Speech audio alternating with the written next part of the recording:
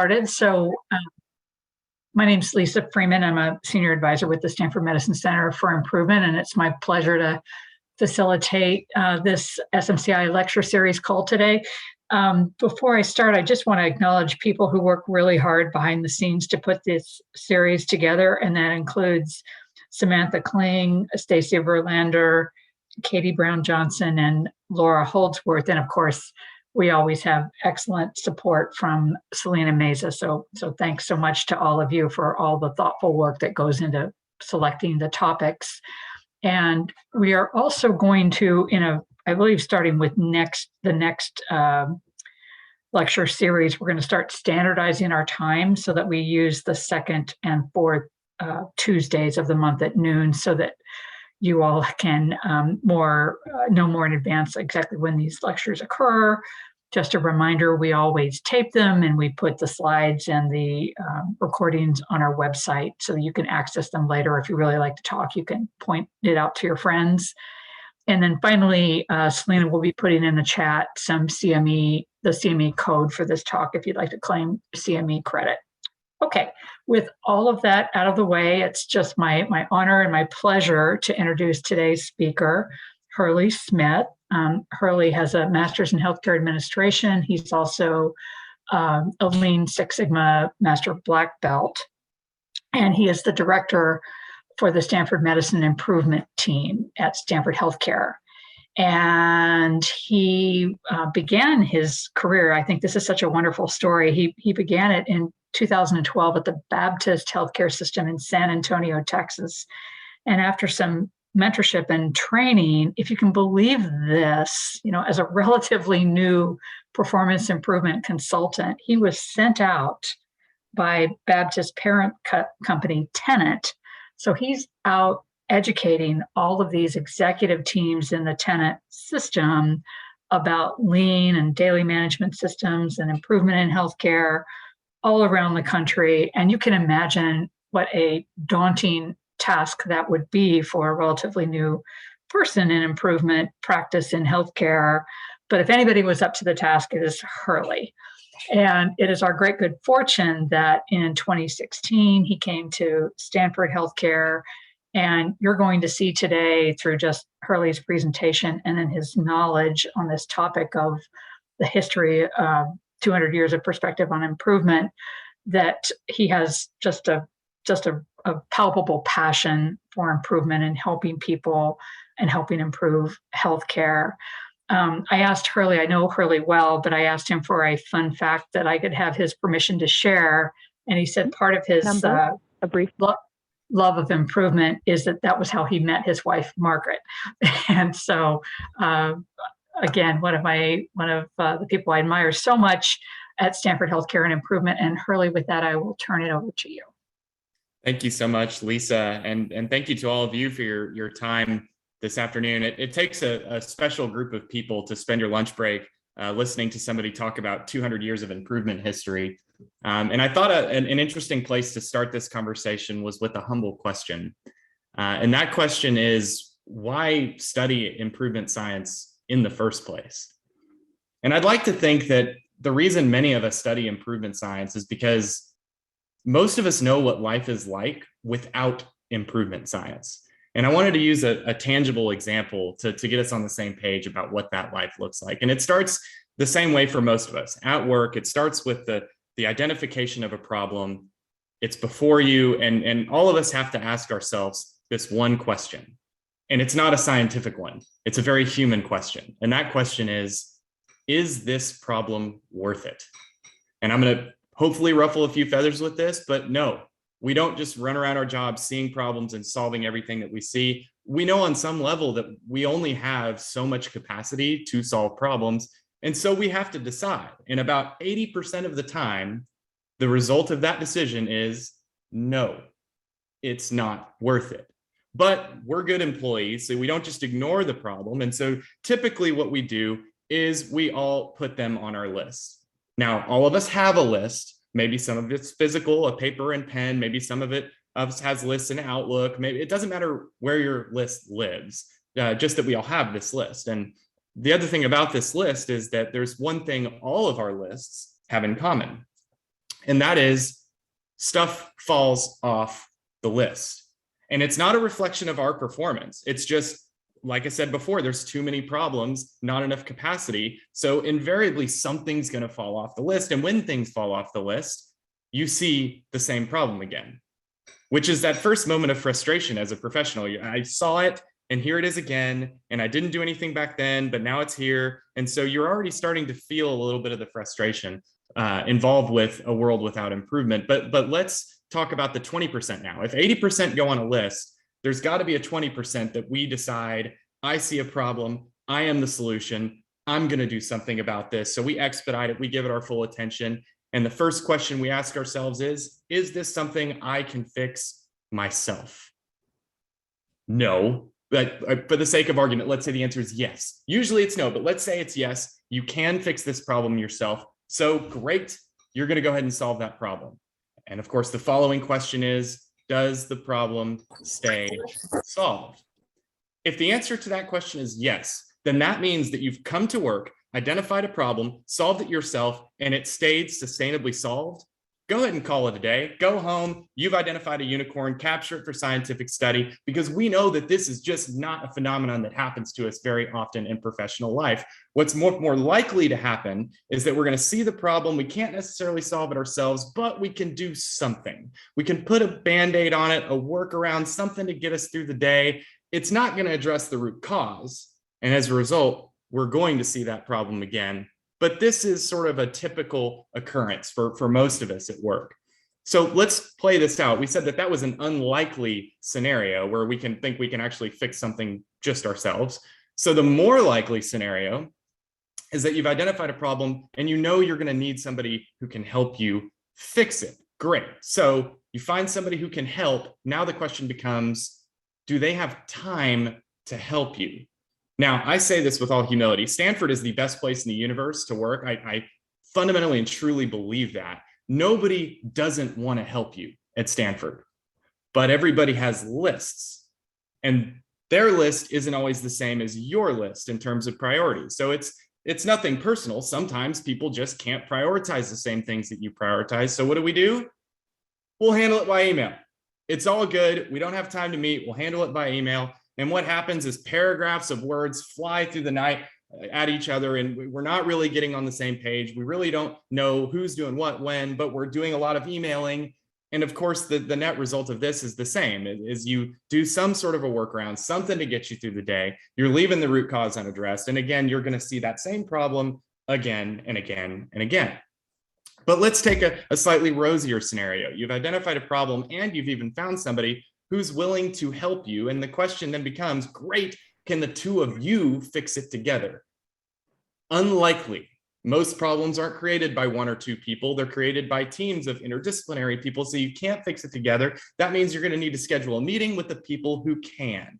And of course, the following question is, do they all show up? Do their lists match your list? Are they going to come up? Does their Outlook calendar match yours? Is everything going to align perfectly? And oftentimes the answer to that question is no, right? Leaving you right back in the same bucket of workarounds. But let's say that you do find that sweet spot on the calendar, that sweet spot on everybody's prioritization list. Everybody cares, everybody can. You get together, and do we agree on what problem we're trying to solve?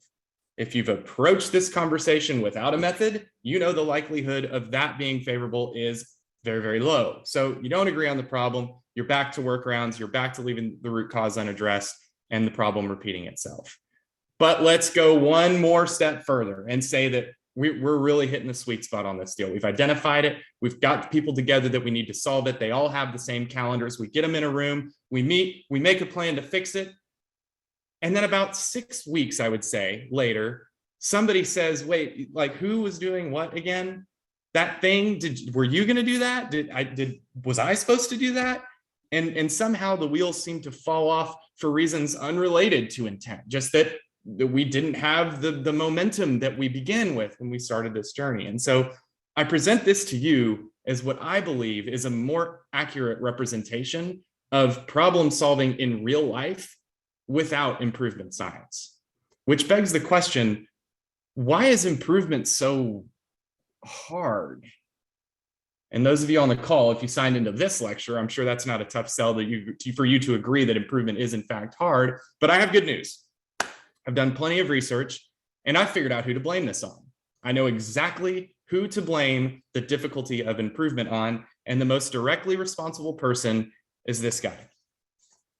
Adam Smith in the 18th century walks into a pin factory. Struggle number one for me, what's a pin factory? I like writing pins. Now it turns out they're fastening pins and they were used for lots of things during this time period. But the important thing to know about these pins is it takes 18 distinct steps to make a pin. Now, traditionally, pins were made just like everything else. A crafts person would sit down with tools and raw materials, and they would perform each of the 18 steps themselves to produce a pin. One person could make about 15 pins a day doing this themselves. Adam Smith says, let's try something. You got 18 steps, you got 18 people. Let's assign a step in the process to one person. So in that scenario, person one would do step one over and over and over again. Person two would do step two over and over and over again, and so on. Let's see what happens. What happens is production magic. Productivity increases by 50-fold. The same workers that could make 15 pins a day can now make 4,800 pins in a day. And the level of mistakes that they were making, their defect rate also went down. But that's not even the most interesting part of the story to me. The most interesting observation that Adam Smith had was that the second work got organized in this way, processes began to appear that did not exist before. Supporting processes, right? Processes designed to support production. So if you had, say, a metal stretcher outer, pretty soon the metal stretcher outer needed a metal go-getter to bring the raw materials to the metal stretcher outer.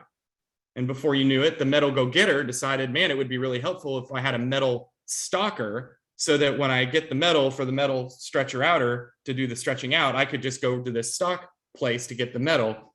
This phenomenon happens all over the production process, supporting processes to support processes to support processes. But what's interesting, though, is that these were born out of necessity.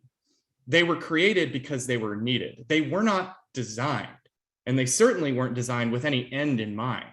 And so what happened was these processes began to overlap with each other, become interdependent on one another, forming the makings of what we now know are complex systems. Now you think about medicine for just a moment, every time we add a new specialty, a new service line, a new product, processes are born out of necessity there too. Are they designed with the end in mind? Perhaps, but I think most of us can appreciate what it feels like when they aren't. So we can thank Adam Smith. Thank you for showing us that allowing labor to specialize can help us do more with less. I guess we can forgive you for the frustrations and the headaches of the complexity of our system for the added benefit of this additional wealth creation with the same number of resources. So yes, that's where I wanted to start this talk. This 200 years of history was the Industrial Revolution. It seemed like a good place to start. Francis Cabot Lowell did not invent the power loom, but certainly popularized it here in the United States. And when we started having this phenomenon of factories and textile mills, this came with some perks. Some really good things happened alongside this. One is workers made more money. Their incomes tripled during the Industrial Revolution. The per unit cost goes down if you make a whole bunch of something. It was great. Prices dropped for everybody that wanted to buy goods. Workers gained a certain level of independence from the farm. They weren't totally handcuffed to their agricultural upbringing. And they came with certain benefits, housing, education, right? So I think a lot of us think of the Industrial Revolution as this very wonderful time period of growth and new things and accessibility. All true. Also incomplete story, because the Industrial Revolution was also particularly awful in some ways. So let's talk about two ways that it was particularly terrible. One was on the human side of things. We talk a lot about respect for people, particularly in the context of improvement. And I would contest today that the reason that we talk about respect for people is because we didn't have it a couple hundred years ago, right? On the human side of the equation, there was no respect for people, right? We had 100+ hour work weeks. We did not have safe conditions for people to work in, nor sanitary ones. We didn't treat workers fairly, and we used children for labor. All things that are completely unheard of now. That was a thing then. But not only did we kind of stink on the respect for people side of the equation, we were also just bad managers, which is really understandable when you think about it, because we didn't really have experience managing in complex environments. This was our first lesson in managing complexity, and there were some very interesting management strategies that came out of this time period. I'll let you be the judge. So management strategies of the pre-industrial revolution, the early industrial revolution, this one strategy called the stretch out. You've got a laborer, right? They're responsible for working one machine, one loom, if you will. Just have them responsible for working 3 of them now instead of just one. We'll call it the stretch out. We'll get banners and everything. The crowd's going to love it, right? The stretch out. You probably see where this one's going. The speed up is another strategy. You got this one laborer, 3 looms, make them go faster. Faster production means more output, right? The speed up. It'll be brilliant. The premium system. This one makes for a really, really good environment of teamwork. You have all these laborers. Some of them work faster than others. You take the fast ones and pay them more. You take the slow ones and pay them less. The premium system. It's going to be great for teamwork. And then finally, my personal favorite, the shape up system. You can almost picture these managers in their offices coming up with this stuff. The shape up system is where you get to interview for your job every day. Monday, you have a job. Tuesday comes around. Well, how'd you do Monday? Did you do what the labor boss said? I don't know. We'll see. This is a thing. This is actual stuff that happened in these environments in the Industrial Revolution. So not exactly the picture perfect scenario maybe we imagine, but there's a lot of lessons to be learned from this. So this is a quote from some people that were around back then. So by the mid 1840s, a new generation of mill managers was in charge, for whom profits rather than people seem their primary, even sole concern. And if you pay attention in this lecture, you'll see echoes of this as recently as 10 years ago and some things that we've observed happening. But yeah, it was a pretty terrible thing. So let's talk about healthcare for a minute. 19th century American healthcare, most of us probably think about the warm, fuzzy house call, right? Physician comes to your house with their medical kit, sit next to your bed, they take care of you. I mean, talk about personalized care. I mean, that sounds awesome. But I think it's important also to remember that wasn't as great as maybe we think to remember it. For one thing, it was extremely expensive. In fact, the cost of travel to get to you was often more than the cost of the care itself, which means it was also inaccessible. It's not like everybody got house calls. Actually, very few people got house calls, which maybe was a good thing because it was also not very effective medicine. I mean, bloodletting was still something that was done back then. In fact, I found in my research that there was a 50-50 phenomenon pre-1920 that if you were sick, you had a 50-50 shot of getting better if you did not seek professional care. So it's arguable that it was in your better interest not to seek physician care before 1920. That's where we're at. And why do I put this in this presentation? Because I want you to think of a tale of two industries, right? We just got done talking about the Industrial Revolution. That's popping off. If the Industrial Revolution is like in puberty right now, American healthcare is in a different season of life. American healthcare is in its infancy, maybe learning to crawl. These are almost incomparable industries based on where they are developmentally. Things are moving and shaking in industry, not so much yet in healthcare. Important to keep in mind as we think about improvement in the context of medicine. I thought this was an interesting newspaper ad, right? It's very telling of how people thought of medicine even then. Don't ruin your best horse going for a doctor. Try this cholera diarrhea remedy instead. So that's kind of where we are in American medicine at the time. So let's jump back over to industry.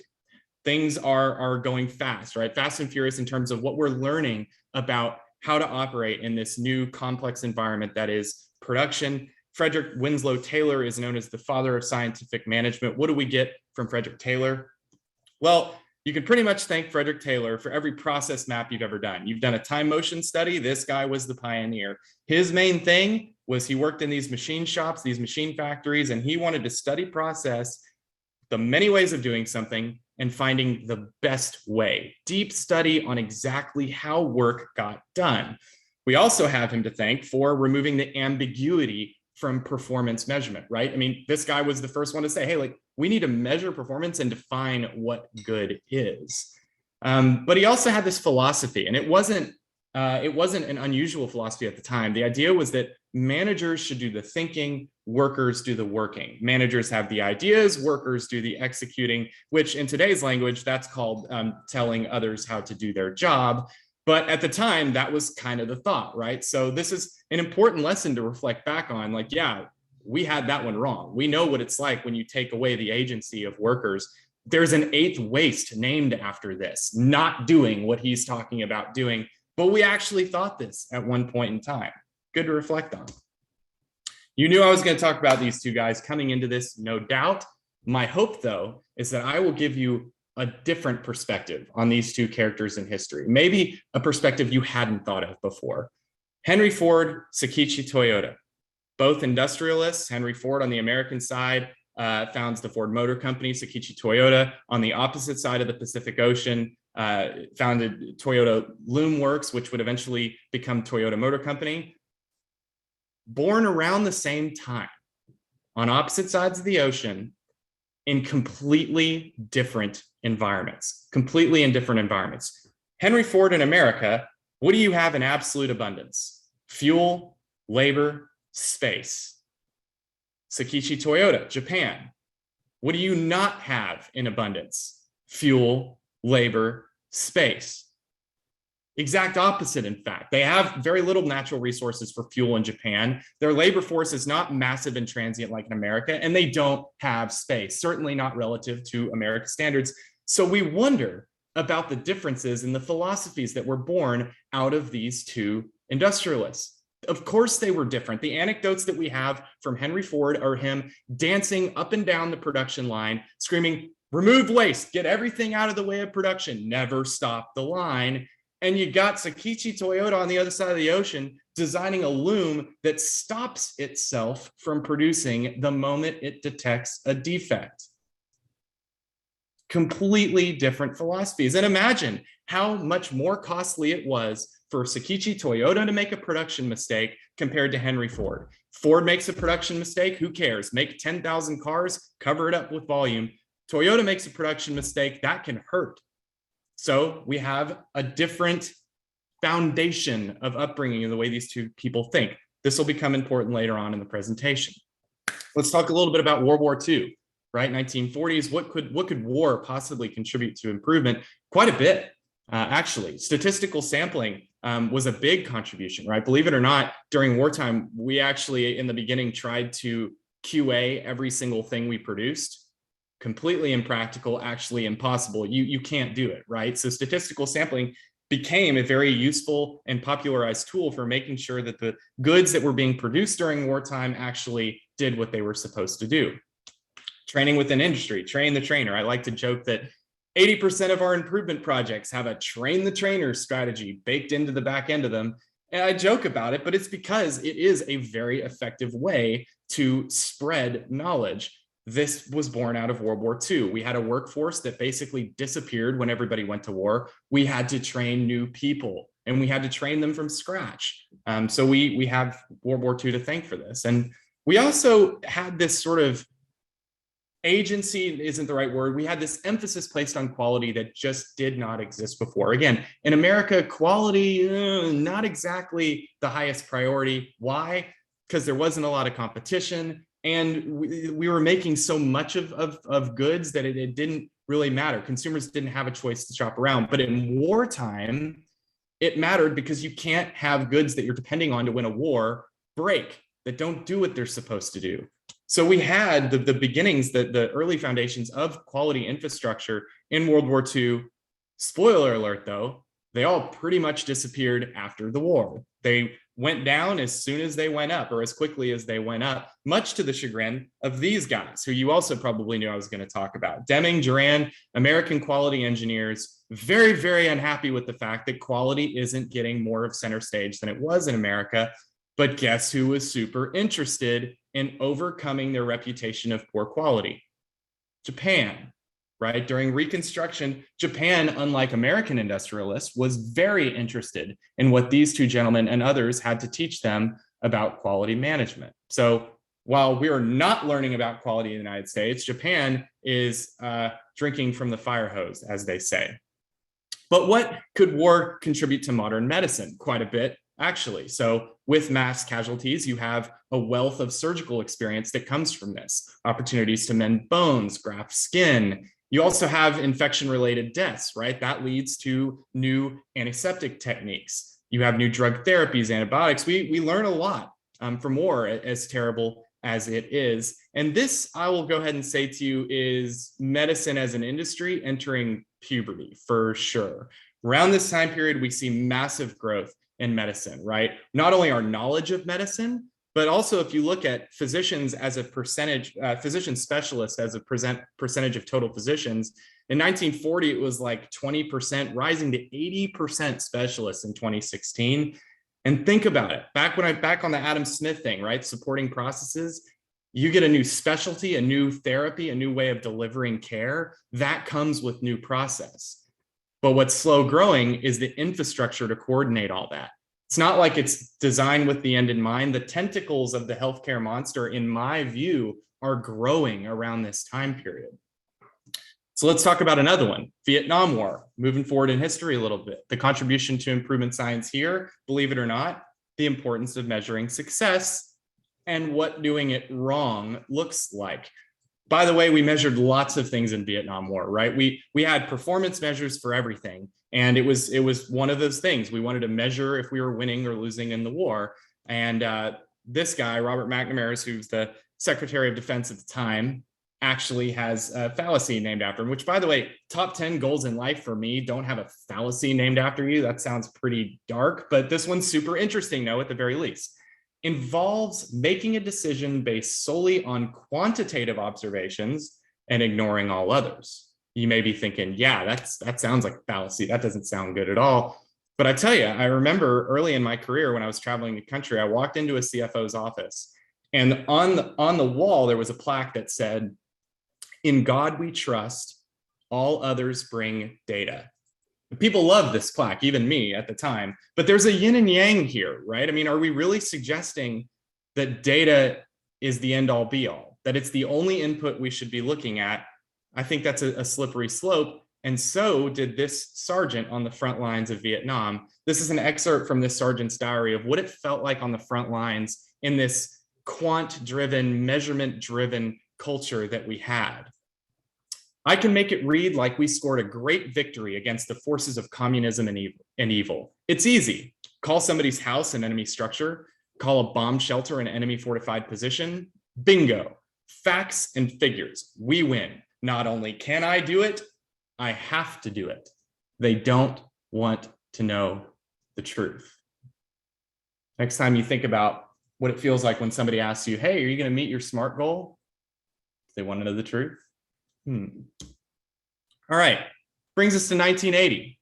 We have what's now known as the American Manufacturing Quality Crisis, culminated by this 1980 NBC News special titled, "If Japan Can, Why Can't We?" The TLDR on this is Japan put us on blast, or we got put on blast by ourselves, for having a substandard quality product compared to Japanese-made products, which wasn't the case before. Used to be that if it was Japan made, you could count on it not being high quality, or at least not as high quality as American made. That flipped around 1980. The gist of this publication of this news special, I'll give you a quote. "Regarding the new environmental control regulations concerning engines, American manufacturers thought about how to put it off, how to stop it, which congressman to contact. Toyota, Honda, Volkswagen, well, maybe not Volkswagen, were busy trying to figure out the problem of meeting these specifications." So interestingly, they weren't pointing to a technical difference of opinion or some technology that Japan had that America didn't. It was cultural. It had to do with outlook. So in 1983, the worst video game of all time was created. I was most surprised that the gaming community could actually agree on what the worst game of all time is, but legit, they all agree, E.T., made by Atari in 1983. How does this happen? Well, had to do with business strategy. At the time, Atari's business strategy was, if you build it, they will come. We make cartridges at Atari. Why do we make cartridges? Because people buy cartridges. You want a new revenue stream? Make another cartridge, right? Make the cartridge, sell the cartridge. Very American way of thinking about it. If you think of it in the context of our roots, right? Make it, sell it, make it, sell it. And eventually the quality went down to a point where people wouldn't buy it anymore. Who rises from the ashes? None other than Nintendo. Nintendo didn't have 7,000 cartridges. They maybe had 10. But Nintendo's philosophy was make games people want to play.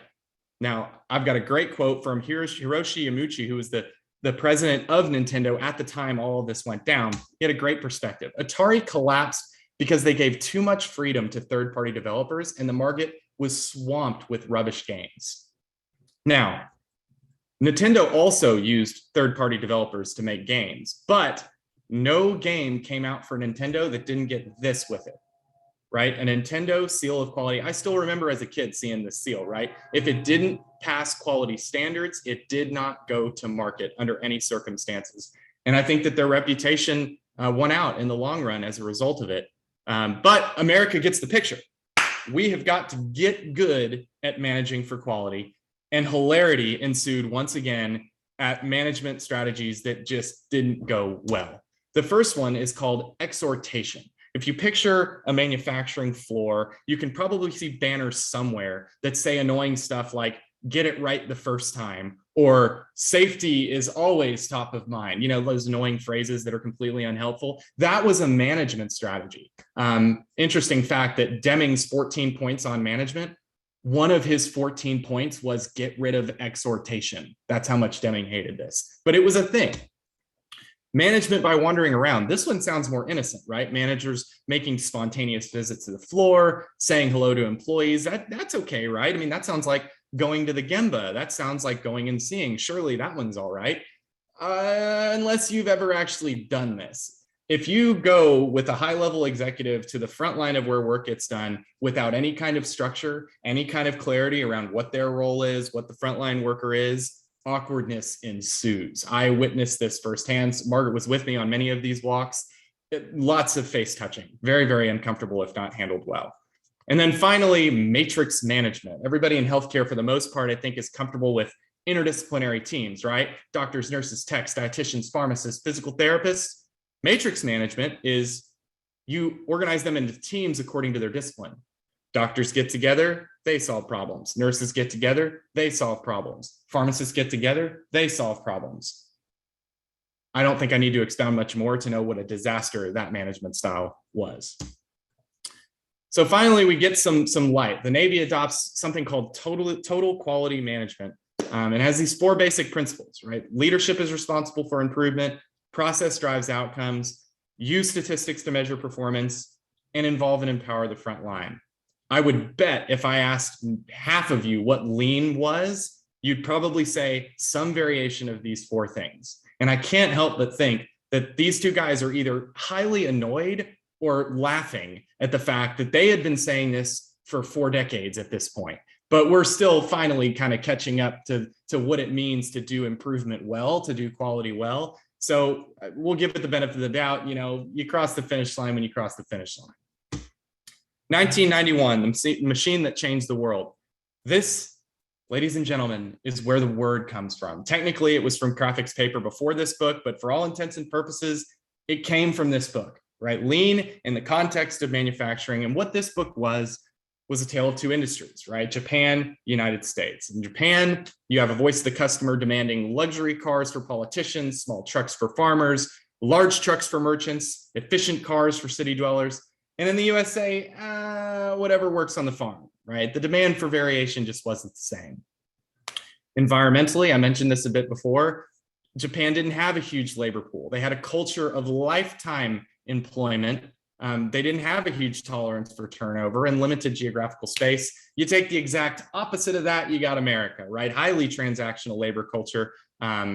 It just was not the same environment. So not surprisingly, the business advantage that emerged from these 2 industries was very different. In Japan, it was all about economies of scope, reduce cost, by increasing variety. By the way, the whole one-piece flow thing, that is instrumental in increasing variety, quick changeover. It all makes sense in the context of their environment. In America, it was all about economies of scale, reduce costs by increasing volume. As long as you make lots of something, you lower the per unit cost, and you can make it all work from a business perspective. So yeah, America, don't stop the line, don't stop the line, never stop producing. And in Japan, stop the line immediately when there's a defect, solve problems, different influences over time. And eventually somebody came out in 2001 and published a book called The Toyota Way. So now we're starting to brand this thing. It's the Toyota Way. This is how we do things, how they do things, the right way of doing things.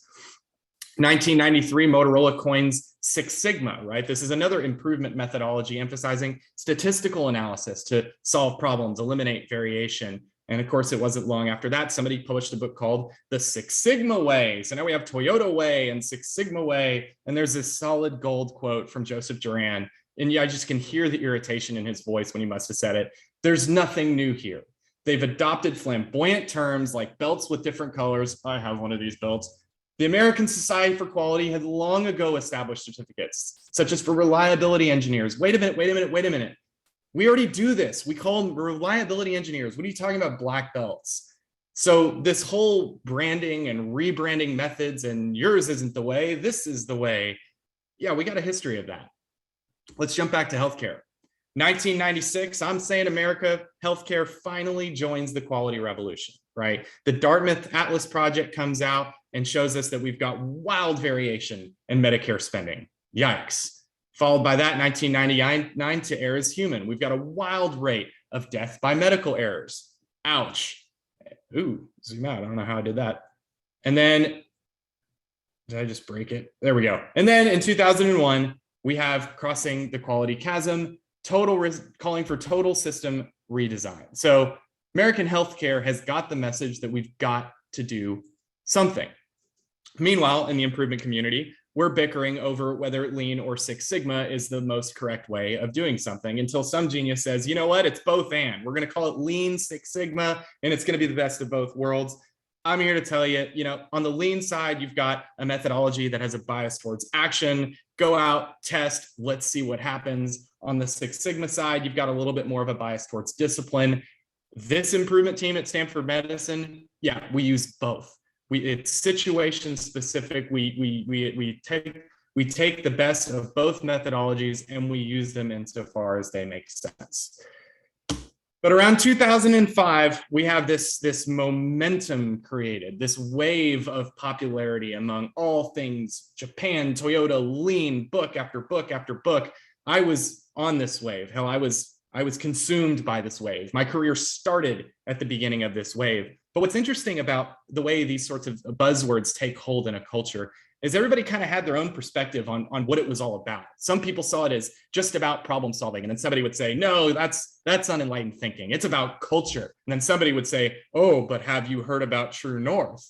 No, what's True North? No, tell me what True North is. I know what True North is. Yeah, it's this very weird thing that happened culturally. But it was a big deal around this time period, so big that other industries were getting into it, right? So in healthcare, these are the handful of organizations that I have personal experience with that went all in on Lean. They had central Lean teams. They were going to do it all the way. True North, management system, the whole kit and caboodle, right? Around the early 2000s, 2010-ish, and then something interesting happened. Many of them dissolved their central improvement team. Sutter here in the Bay Area, as of recently, like this month, completely dissolved their improvement team. So what happened? I mean, I thought we were, right? It's a power to the people thing, right? We're doing Lean. I'm confused. So I'll let somebody with credibility speak to this first, and then I'll give you my 2 cents. This is Dean Gruner. He's the former ThetaCare CEO at the time all this went down. We believe that we, at a certain point, started to read too many of our own press clippings. We stopped studying what was really going on. We'd become a hierarchical organization, required approval for senior leaders to do things, and we'd become dependent on facilitators to do improvement work. You asked me, this did not just happen at ThetaCare. This happened in lots of places as Lean became a religion. Improvement itself became the destination instead of outcomes for patients, outcomes for the people taking care of patients.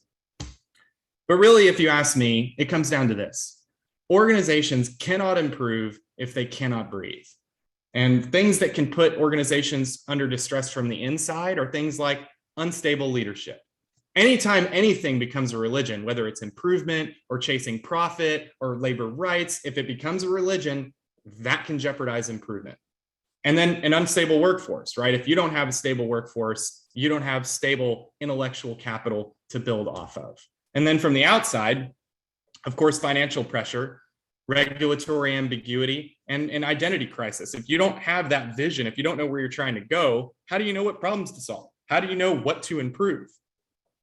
I wanted to show this other real quick case study. So this is Boeing and McConnell Douglas, right? They merged in the late 90s. This is a quote of what happened to their culture throughout this merger. To please Wall Street, these new CEOs demanded that all their managers hit their marks, and they don't care how they do it. They got quality managers out of the picture. But even more powerful is some testimony from people who were there. This was an engineer at Boeing, a former engineer at Boeing. Before the merger, we didn't take shortcuts. It wasn't the Boeing culture. You build quality and safety and the profits will follow.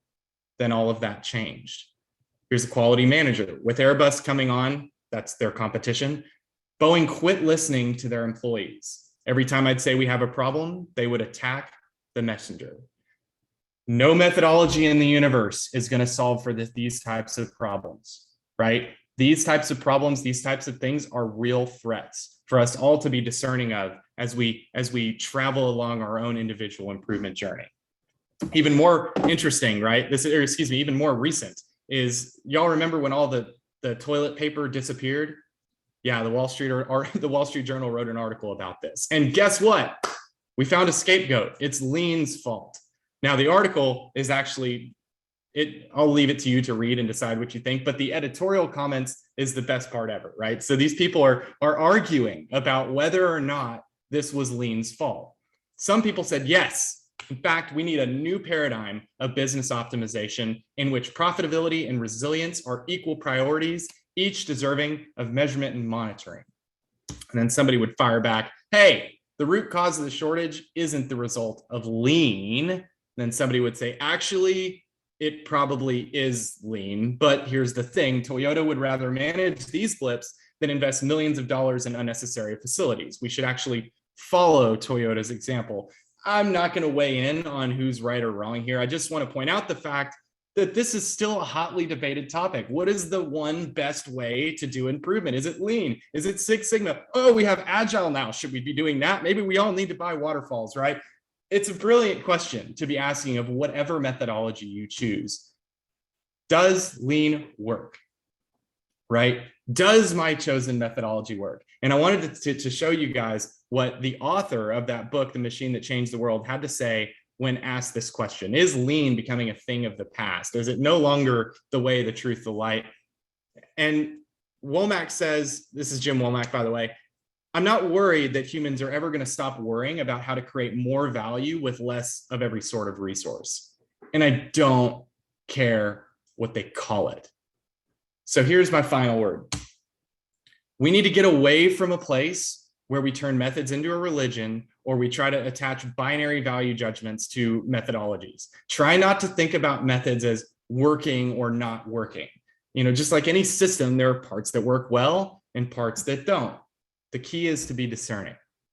How do we do this? I know I'm running a little long on time, but I can't not leave y'all with this. So I went to a Jesuit high school. And if you're Jesuit educated, you know what the examen is. For us, every day at 2 p.m., we did this thing called the examen. And it was a spiritual reflection exercise. It goes like this. You would give thanks for God's grace in your life. You reflect on your personal sins. You reflect on what happened that day. Ask for God's forgiveness. And you ask for God's grace in the next day. And imagine my utter shock when my first bosses in healthcare, who I thought would be healthcare people, but are actually car manufacturing people from a Kentucky Toyota plant, who sit me down and they're talking about not the examen, but the kata. Hurley, you got to do the kata. What's the kata? Well, the kata, Japanese for routine, goes like this. What's the target condition? In comparison, that would be God's grace in life. What's the actual condition? Well, in Catholic faith, that would be sin. What are the barriers to the target condition? Thinking about what are the things that I do to contribute or detract from my vision of God's grace? What's your next step? And what do you plan to learn from that next step? Striking the similarities between these two. And what are they? They're tools for discerning. You asked me what it's going to take to get us through the ambiguity, the unknowns of what's next in life.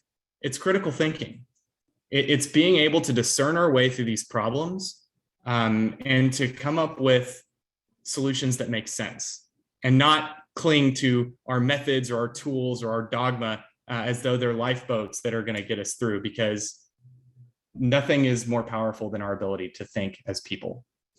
So with that, I will close the lecture part and invite comments, questions. If you have history questions that are difficult, please don't ask me those. But okay, questions for Hurley. You can raise your hand or just take yourself off mute, either one.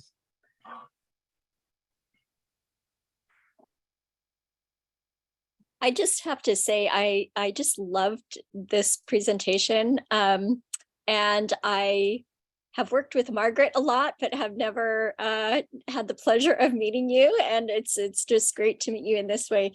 I don't have a question so much as a comment. I really like the way you like your last piece there. It's like, use your brains, guys. And it's much the same in I think how my team thinks about how we apply frameworks and models. You know, one thing probably doesn't work. So like, let's think about, take the pieces that work, use them, and, you know, they might work another time or they might not, but maybe something else will. So just wanted to encourage your message. I love that, Marcy. Thank you for that comment. Always be discerning.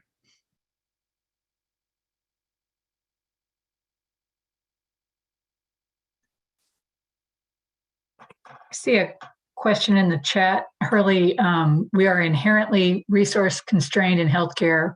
How do we present ourselves from reverting to those backwards yet oddly familiar management strategies of stretching out and speeding up? And James asked that question. James, I don't know if you want to elaborate.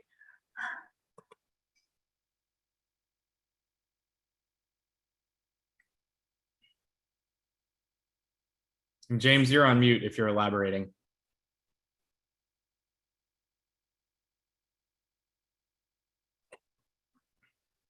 James might be unable to come up. Okay, so yeah, shy. I'll take a stab at just from reading the text in your question, because basically you're asking, how do we handle it when leadership culture becomes toxic? And if I had the answer to that, I think that I wouldn't have to work anymore. But I will say this, two of the most important things that you have to have for improvement to work are trust and the ability to reflect, just like we were talking about, the ability to discern. Trust has to come first, right? And if you have trust and you can do bona fide reflection about what's working and what's not working, hopefully you'll be able to avoid those landmines that come with catchy titles like the speed up. Hopefully then you'll be able to navigate around those things. But, you know, one of the things that I was reading a Joint Commission article as research for this, culture and leadership is such a big part of this. There's only so far that the methods and the tools will take you. And so I think all of us have to, in some cases, discern either, you know, I can help and help make this culture recover, or, you know, it's time for me to, part ways from it. Hurley, I missed Cheng Mei's question. What is the best approach for quality improvement while we have an unstable workforce at the bedside? Yeah. Cheng Mei, if you want to add to that. Yeah, did you want to add?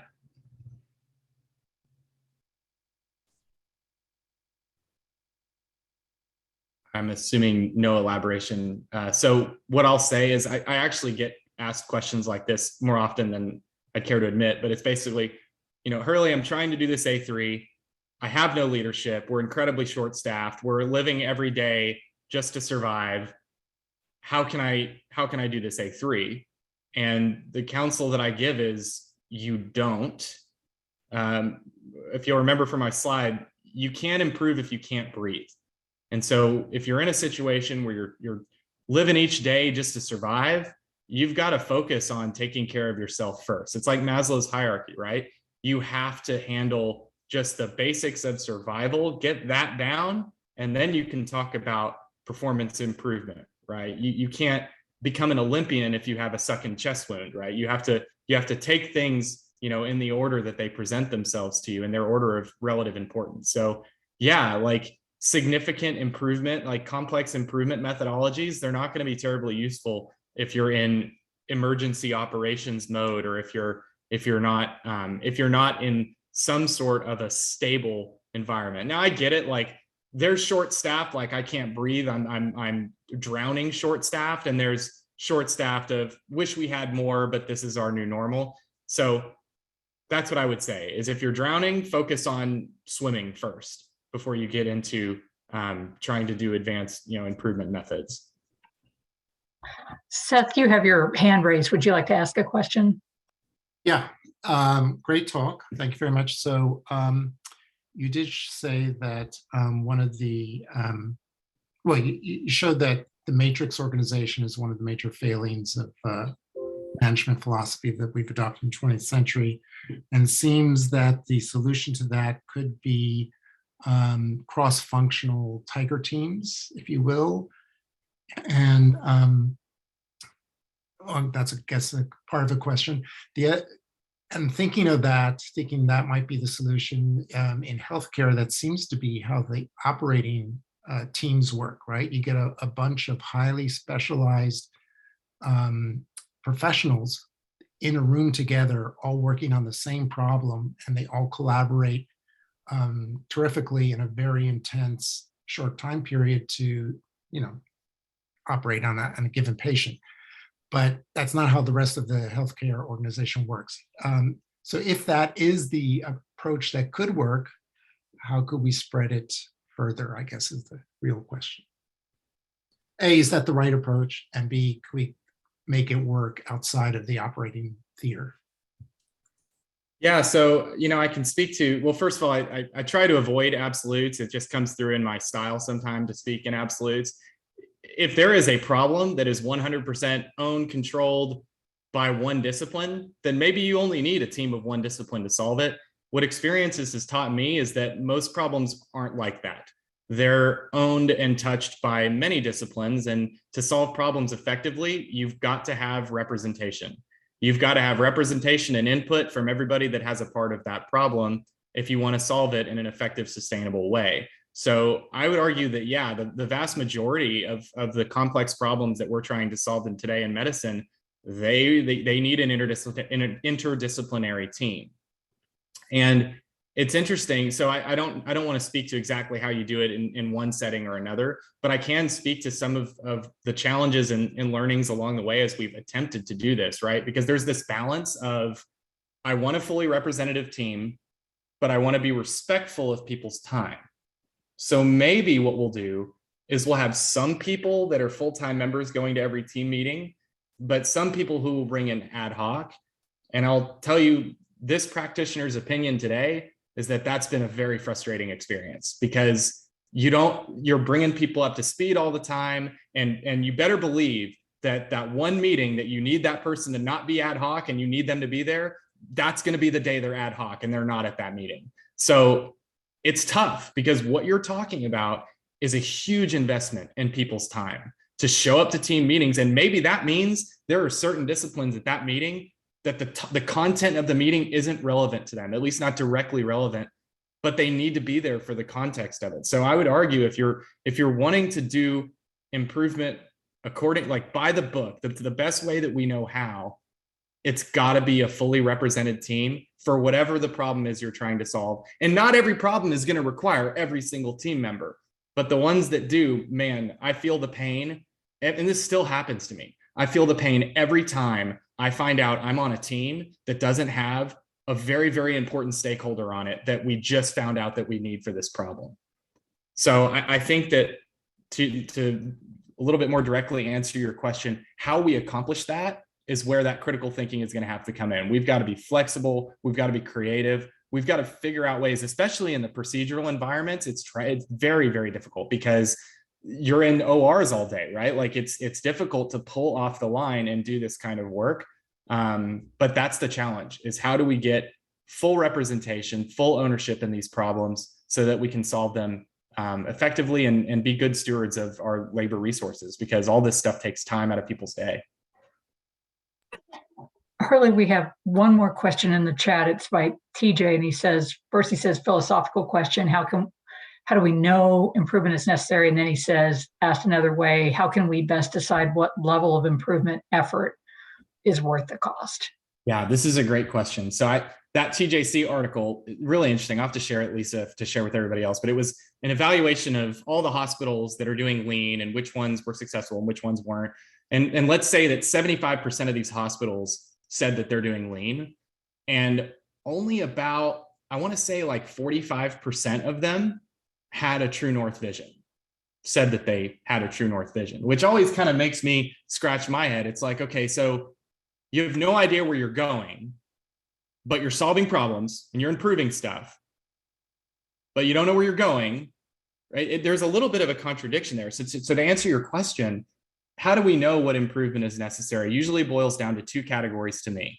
Is it mission critical or is it vision critical, right? So if our vision is to be the top 10 in a benchmark, top 10 in Vizient, top 10 US News and World Report, we should be able to say that if we don't improve in this particular area, we are not going to realize that vision of being top 10. As a matter of fact, we're not going to, right? Projects not having to do with that vision become what I'll just call less necessary in my mind. Now, on the other side of that, mission critical, right? If we have an Alaris machine that almost accidentally sends the wrong medication to the wrong patient, that's not exactly a benchmark priority, but you better believe that's a mission priority, right? That is zero harm is the mission of Stanford Healthcare, and we're about to fail that mission if we send the wrong medication to the wrong patient inadvertently. So those two ways, in my mind, are how improvement becomes necessary, either because it's necessary for us to get to where we're going, or it's necessary for us to do our jobs, to do what Stanford Healthcare is meant to do. Oh, sorry. Yeah, I'm probably. Yeah, that's just a wonderful way of framing that, Hurley. And I encourage people to come off mute so we can give Hurley a round of applause. Thank him. You can come off mute. Go ahead. So it's not just my clap. I see the hands. Thank you, everybody.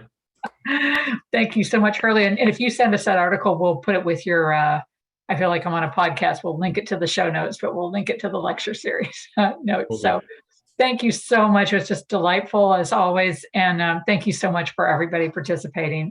Really appreciate it, and hope to see you all in about on July 26th at noon for our next lecture series. Thanks so much. Thanks for having me.